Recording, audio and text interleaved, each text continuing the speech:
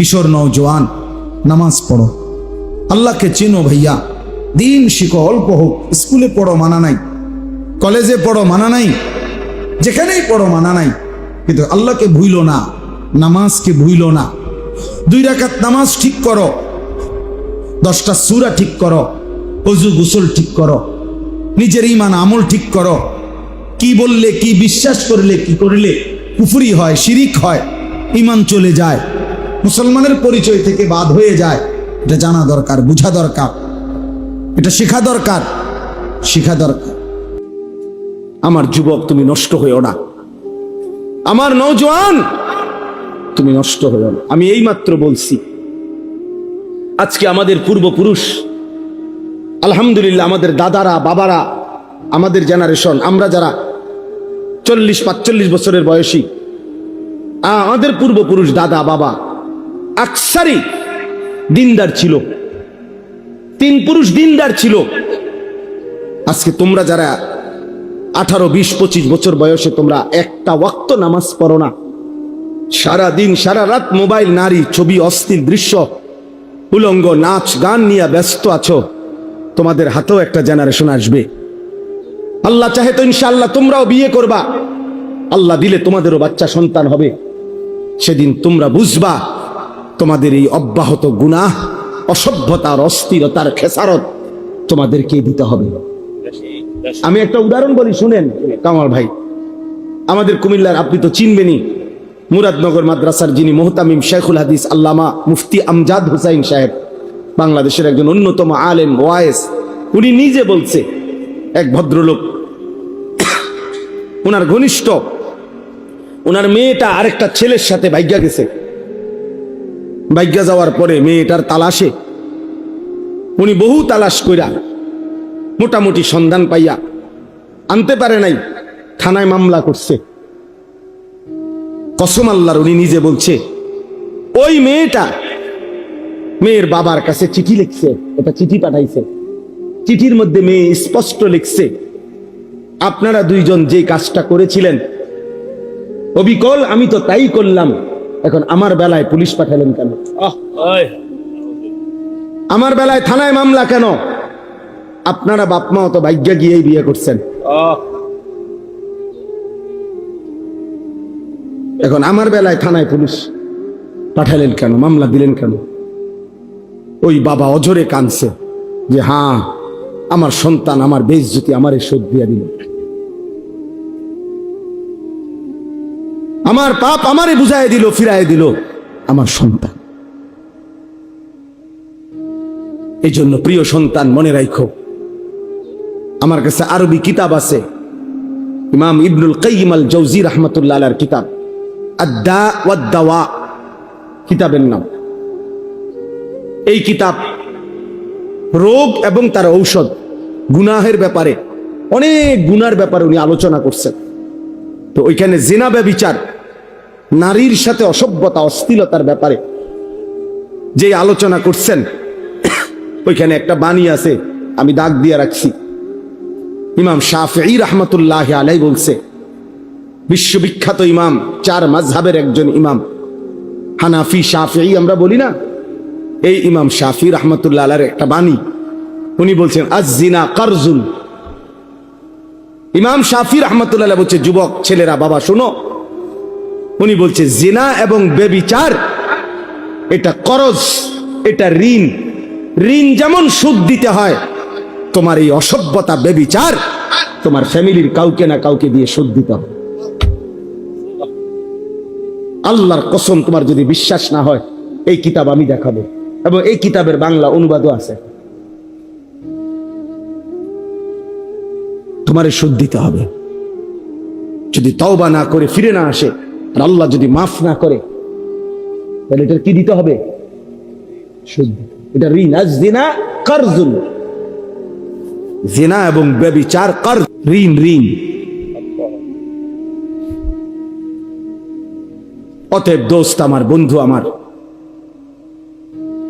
প্রিয় সাথী আমার, মজলুমের দিকে আরেকবার তাকাও, ইমানদারের খণ্ড বিখণ্ড লাশের দিকে আবার তাকাও, গাজা ফিলিস্তিনের মজলুম মার দিকে আবার তাকাও, আরেকবার নিজের দিকে তাকাও। এমন মুহূর্তে একজন মুসলমান সন্তান এমন করা, নামাজ নাই, সেজদা নাই, আল্লাহ নাই, রসুল নাই,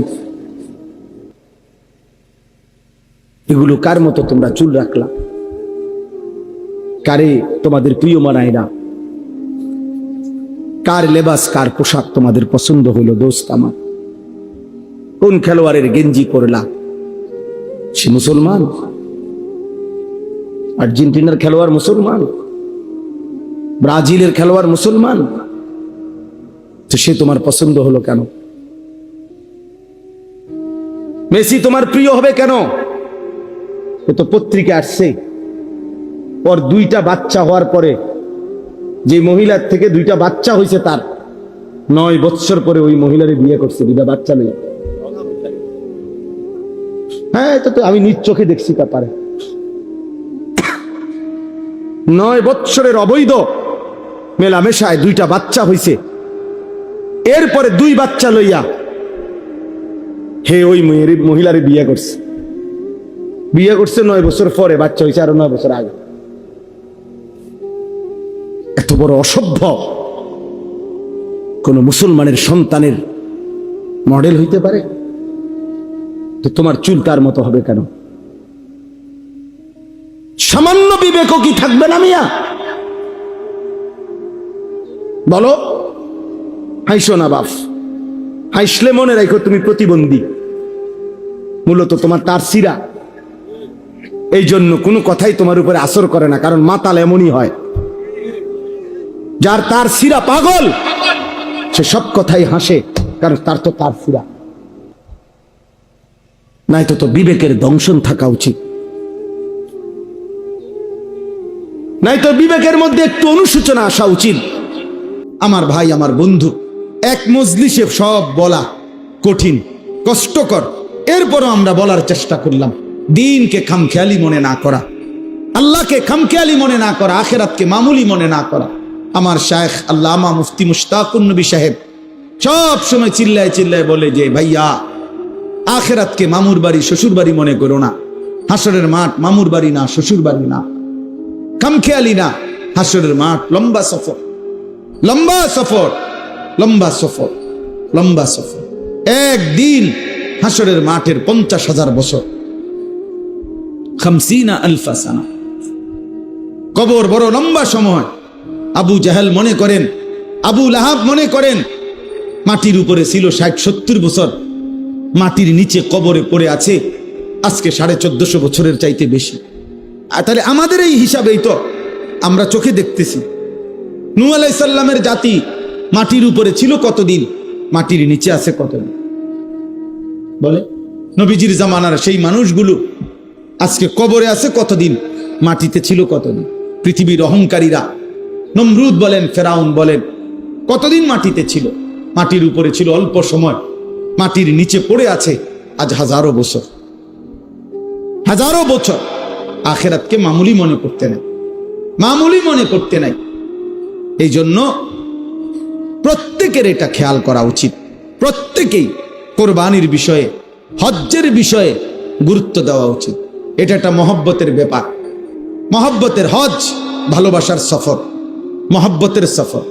এক বান্দার ভালোবাসার চূড়ান্ত যখন হয়, কোন বান্দা যখন ঈমান আনে, তো আল্লাহর ভালোবাসা তার কলিজায় তৈরি হয়।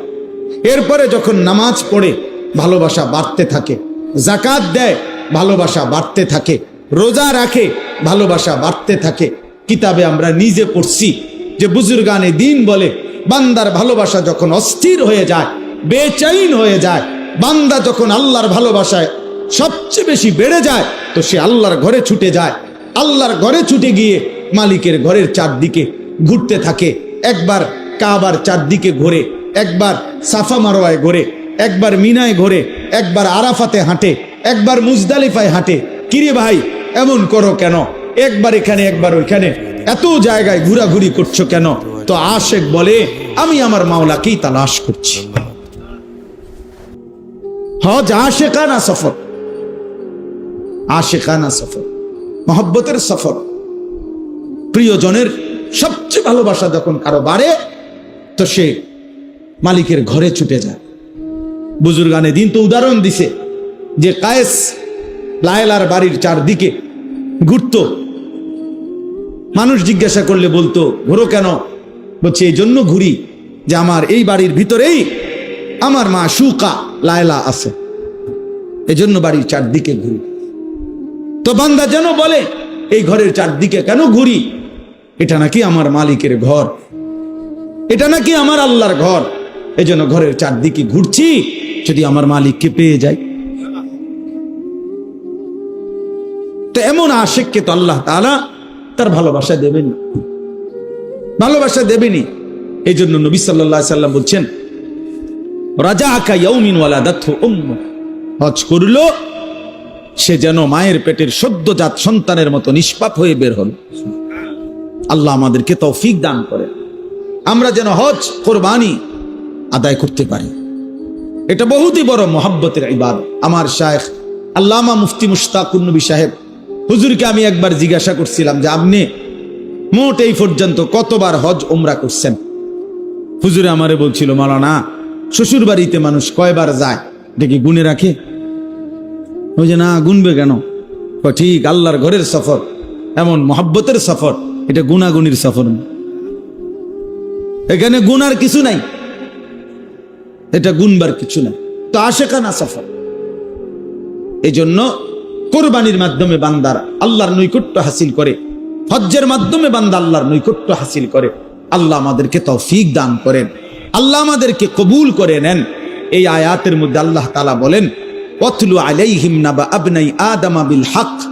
আল্লাহ বলেন বন্ধু আপনি আমার বান্দাদেরকে আদমের দুই সন্তানের ঘটনা শুনায়া দেন সুন্দরভাবে, পূর্ণাঙ্গভাবে। ইজ কাররাবা কুরবানান, যখন তারা দুই ভাই হাবিল কাবিল কোরবানি করলো, ফাতুকুব্বিলা মিন আহাদিহিমা ওয়া লাম ইউতাকাব্বাল মিনাল আখার। আল্লাহ একজনের কুরবানি কবুল করলেন, আরেকজনের কুরবানি কবুল করলেন না। ক্বালা লা আকতুলান্নাকা, কাবিল যে ভাইয়ের কুরবানি কবুল হয় নাই, সে তার ভাই হাবিলকে বলল আমি তোমাকে হত্যাই করে ফেলবো। ক্বালা ইন্নামা ইয়াতাকাব্বালুল্লাহু মিনাল মুত্তাকিন। এই এক কথা পৃথিবীর শুরু থেকে সমস্ত ইবাদাতের রূহ এটা, যে আল্লাহ তাআলা মুত্তাকির ইবাদত কবুল করে থাকেন। ইন্নামা ইয়াতাকাব্বালুল্লাহু মিনাল মুত্তাকিন, এটা মনে হয় যেন কলিজায় লিখে রাখা উচিত, এটা মনে হয় যেন বুক পকেটে লিখে রাখা উচিত। ইন্নামা ইয়াতাকাব্বালুল্লাহু মিনাল মুত্তাকিন। আমরার ইয়া কই মাসুম, কই মাসুম? আমরার হুজুর কেউ নাই এখানে?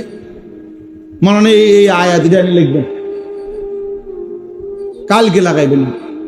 হ্যাঁ, ইন্নামা ইয়াতাকাব্বালুল্লাহু মিনাল মুত্তাকিন, নিশ্চয়ই আল্লাহ তাআলা মুত্তাকির ইবাদত কবুল করে থাকে, কুরবানি কবুল করে থাকে, সমস্ত ইবাদত।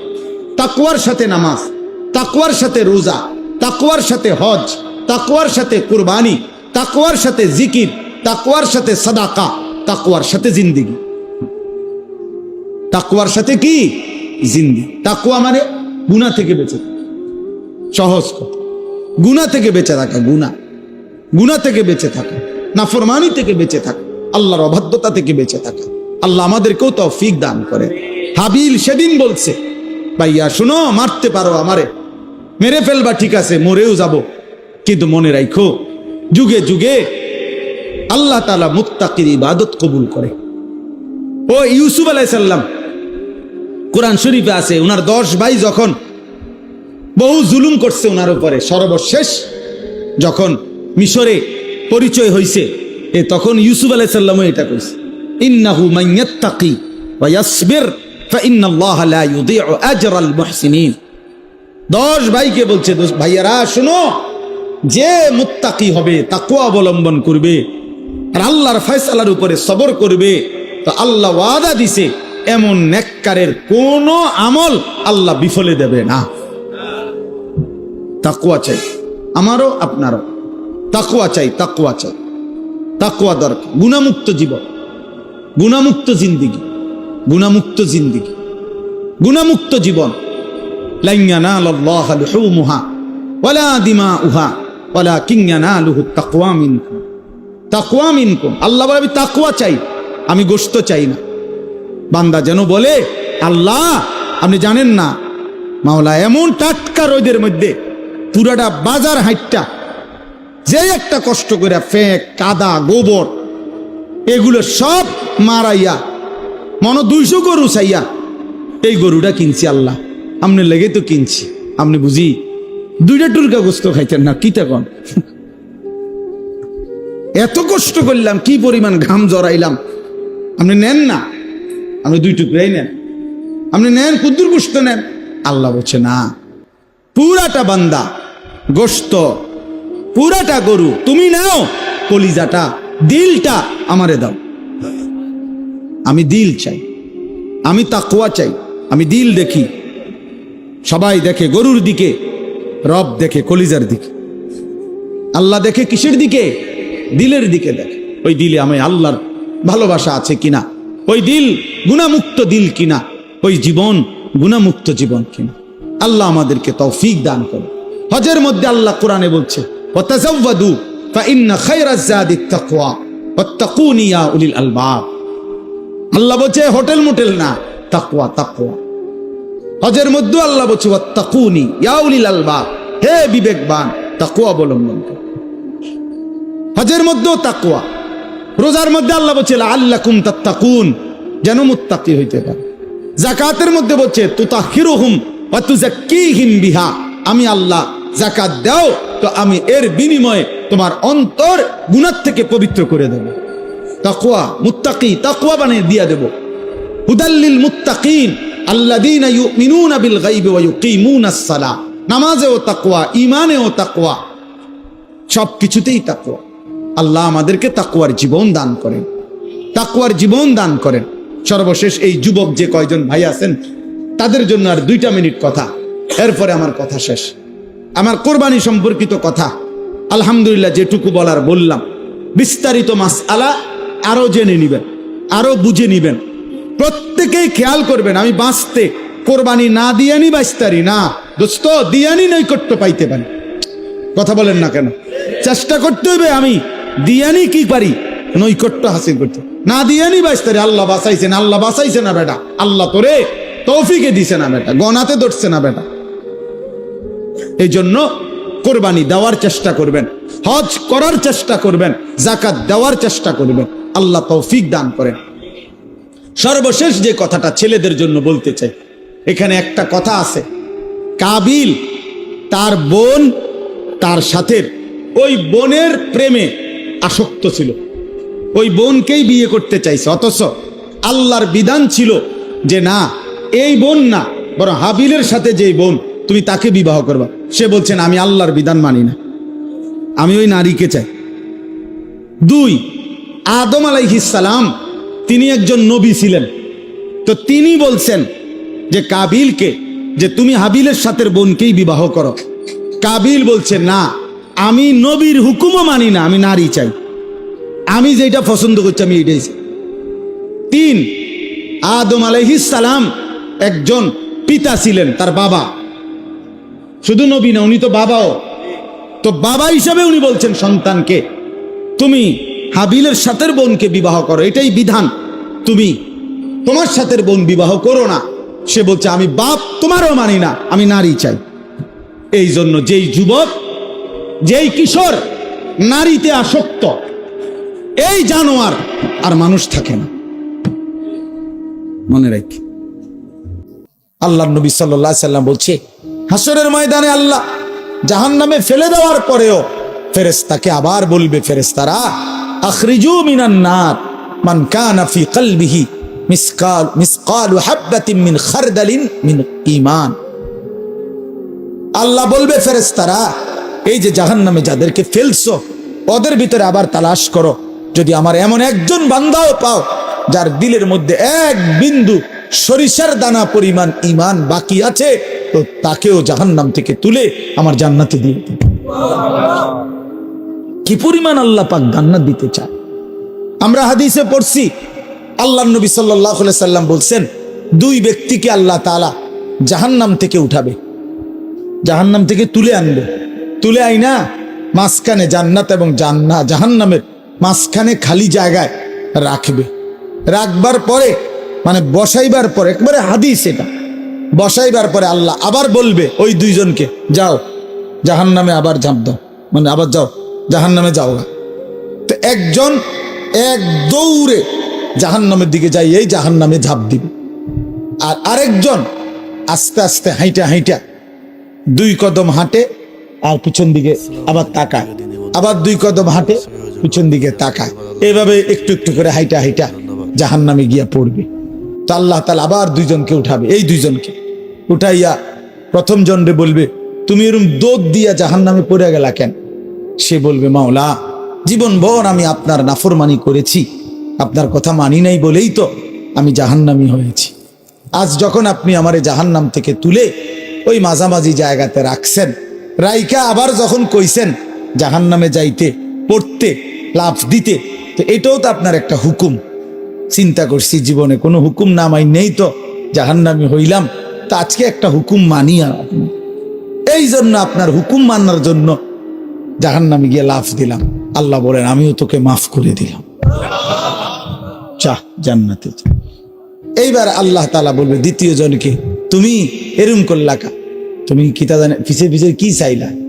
তো সে বলবে, মাওলা আমি তো জাহান্নামী, আমার আযাব তো হচ্ছিলই, তো আপনি যখন আমারে জাহান্নাম থেকে তুলে এই খালি জায়গায় আইনা বসাইলেন, আমি ভাবছি আপনার মায়া লাগছে, আমারে দয়া করবেন, আমি মনে করছি আমারে মাফ করে দিছেন বা মাফ করে দিবেন, এই জন্য উঠাইয়া আনছে। এখন আবার যখন আমারে জাহান্নামেই পড়তে কইছেন, যেন আমি একটু একটু আগাইয়া পিছন দিকে চাই, আপনি কোনো ডাক দেননি, আপনার মায়া জানি আবার লাগেনি কোনো, আপনি আমারে ডাক দেননি। তো আল্লাহ তাআলা বলবেন, বান্দা আমি তোকেও মাফ করে দিলাম, যা তুইও আমার জান্নাতে যা। এইভাবে আল্লাহ তাআলা বান্দাকে মাফ করতে চায় বাপ। এই জন্য হে চাচা সুন্দর কথা বলছে, দেখছো? আর কি করতে হবে, এটা কিন্তু দিলের কথা। আর কি করতে হবে? প্রিয় নওজোয়ান, আমরা মুসলমান, আমরা মুমিন, আমাদেরকে আল্লাহ জান্নাত দিতে চায়, মাফ করতে চায়, জাহান্নাম দিতে চায় না। আমাদের নবী সাল্লাল্লাহু আলাইহি সাল্লাম বলছেন, উম্মত আমি তোমাদেরকে জাহান্নাম থেকে কিভাবে বাঁচাইতে চাই। নবীজি একটা উদাহরণ দিছে, ওয়া আনা আখিযুন বিহুজাজিকুম। আপনার দিকে আসেন, একটু আজ্ঞা এনে বসেন না, আজ্ঞায় বসেন। মানে কেউরে যদি আমি ফিরাইবার জন্য যে হাতে ধরে বললাম, ভাই আয়ো আয়ালাও, তুমি যাইও না ওইদিকে, তো সে বলে টান দিয়ে হাত ছাড়াইয়া ফেললো, বুঝেন নাই? এবার আমি তারে বললাম যে ভাই কাঁধে হাত দিয়ে, ভাই ভাই ভুল করো না, আগুনের দিকে যাইও না, আও তুমি ফিরে আসো। তো সে আমার হাত কাঁধের থেকেও আপনার সরাইয়া ফেললো, সরেন মিয়া, আমারটা আমি করুন, আপনার কি? তো আমার হাতে ধরা হাতও কি করে দিল, ছুড়ে দিল, ফেলে দিল, কাঁধে রাখা হাতও ফেলে দিল। এবার আমি যদি তার কোমরে জড়াইয়া ধরি যে না ভাই আমি আপনার আগুনে পড়তে দিব না, আমি বাইচা থাকতে আপনারে জাহান্নামে পড়তে দিব না, আপনাকে বরবাদ হতে দিব না, আমি কোমরে জড়াইয়া ধরেও যদি টানাটানি করি, এবার সে চাইলেই আমার থেকে ছুটাটা তার জন্য কঠিন, কঠিন না? মানে কোমরে জড়াইয়া ধরলে ছুটা আলগা হওয়া কঠিন কিনা? এই আল্লাহর নবী কসম বাবা, নবীজি বলছে, উম্মত আমি তোমাদের প্রত্যেককে চাচ্ছি এইভাবে কোমরে জড়াইয়া ধরে ধরে জাহান্নাম থেকে বাঁচাও। ওয়া আনা আখিযুন বিহুজাজিকুম।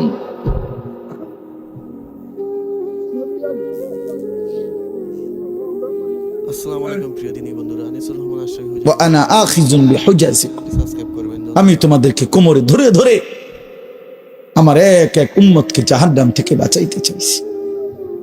এবার ভেবে দেখো ভাইয়া, তোমার জন্য নবী কত কাঁদছে, কতটা ফিকির করছে। দুয়ারে দুয়ারে দুয়ারে দুয়ারে, দাঁড়ে দাঁড়ে নবী উম্মতের কাছে গেছে, কত আঘাত দিছে, কত বেইজ্জতি করছে, কত অপমান করছে, তায়েফের রক্ত ঝরাইছে, পেটে 2টা পাথর বাঁধছে, দান দান শহীদ করে উহুদের ময়দানে পড়ে রইছে। হ্যাঁ, সারা রাত চোখের পানি ফেলছে, আর দিনের বেলা দুয়ারে দুয়ারে, হাটে ঘাটে, মাঠে বাজারে, সর্বত্র নবীজি মানুষকে আল্লাহর দিকে ডাকছে কিনা? কভি আরশ পর, কভি ফরশ পর, कभी उनके दर कभी दर बदर गमे आशिकी तेरा शुक्रिया मैं कहां कहां से गुजर गया कभी हो रास्तू में तन्हा कभी हो गुरूद सहरा मैं जुनू का हम सफर हूं मेरा कोई घर नहीं है। নবী যেন এটা বলতেন, কখনো উপরে কখনো নিচে, কখনো অন্যের দ্বারে কখনো দুয়ারে দুয়ারে, আল্লাহর রাস্তায় প্রতিটা দুঃখ বেদনা প্রতিটা আঘাত মাওলা তোমার শুকরিয়া, তোমার জন্যই সয়েছি। গমে আশিকি তেরা শুকরিয়া मैं कहां कहां से गुजर गया তবু আমি কই থেকে কই চলে গেছি, কোত্থেকে কই ফেরি করছি। কবি রাস্তু মে তন্হা কখনো রাস্তায় একাকী ছিলাম, একাই বলে গেছি। কবি হো গুরুদে সাহারা কখনো মরুভূমিতে একাকী হাঁটতে থাকছি, যদি আমার এক উম্মত আল্লাহর দিকে ফিরে আসে। মাই জুনু কা হাম সফর হো আমি যেন এক নেশা পাগলের মতো সফর করছি, যে দেখি খুঁজে আর কেউ ফিরে কিনা, আর কেউ ফিরে কিনা, আর কেউ মেরা কোই ঘর নেই হ্যাঁ, আমার কোনো ঘর নেই, আমার ঘর আখিরাত, আমার ঘর জান্নাত। আল্লাহ তাআলা আমাদের সবাইকে তৌফিক দান করেন। এজন্য ইনশাআল্লাহ রমজানকে কদর করব তো ভাইয়া। ছেলেরা বাপ নামাজ পড়ো, আল্লাহকে ডাকো বাপ, আল্লাহকে, তোমারও হায়াত একদিন শেষ হবে, আমারও হায়াত একদিন শেষ হয়ে যাবে।